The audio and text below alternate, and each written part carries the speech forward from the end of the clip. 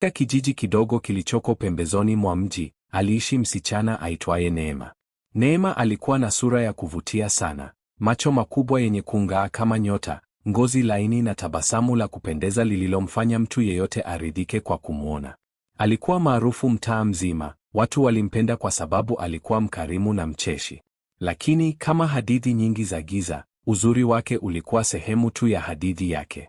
Siku moja, baada ya mvua kubwa na yenye upepo mkali ambayo iliendelea usiku kucha, Neema aliamka na kuhisi tofauti. Alijiona uso wake ukiwapa hofu.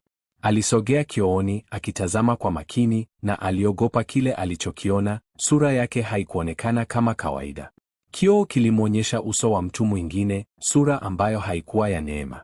Ulikuwa uso mweusi, wenye macho makali kama ya mnyama, na midomo iliyokuwa na tabasamu la kukataza chochote. Kwa hofu alijaribu kugusa uso wake, lakini